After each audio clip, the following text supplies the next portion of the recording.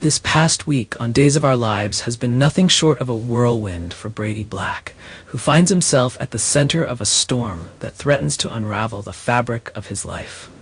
As tension mounts and secrets bubble to the surface, Brady is forced to confront a terrifying possibility that he might have committed a crime he can't even remember.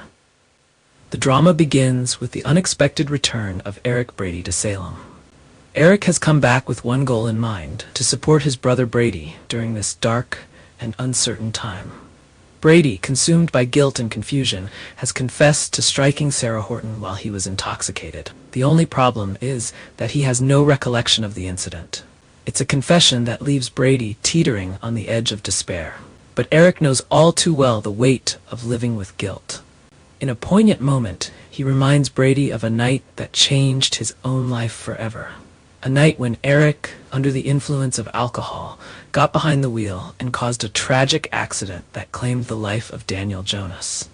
"If anyone understands, it's me," Eric says with deep sorrow in his voice, his eyes reflecting the pain of his past. He goes on to remind Brady that he, Eric, is the one responsible for the death of Holly's father, a burden he will carry for the rest of his life. The shared pain and regret between the two brothers culminate in an emotional embrace, a silent understanding passing between them. They both know the heavy price of their actions, and they both fear that Brady may have to pay that price once again. As Brady wrestles with his guilt, the scene shifts to the Salem police station, where John Black is doing everything in his power to protect his son. Brady is hell-bent on turning himself in, convinced that he must face the consequences of his actions. But John, ever the protective father, isn't ready to let his son throw his life away on a memory that's so unclear. "You don't know for sure what happened that night," John insists, his voice tinged with both urgency and desperation. He knows something Brady doesn't, and a shocking flashback reveals the truth. It wasn't Brady who hit Sarah that fateful night. It was Fiona, a woman with her own dark secrets, who was behind the wheel of Brady's car, making her the true culprit in the hit and run. While John fights to keep Brady from making a life-altering mistake, Sarah is in the throes of a revelation of her own. Sitting on the couch in the Kyriakis living room, flanked by Xander and Serena, a sudden flash of memory pierces through the fog of that dreadful night.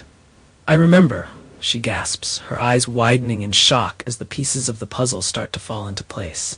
The realization is both terrifying and empowering. She now holds the key to uncovering the truth. Xander, always the opportunist, is eager to hear what Sarah has remembered. For him, the stakes couldn't be higher.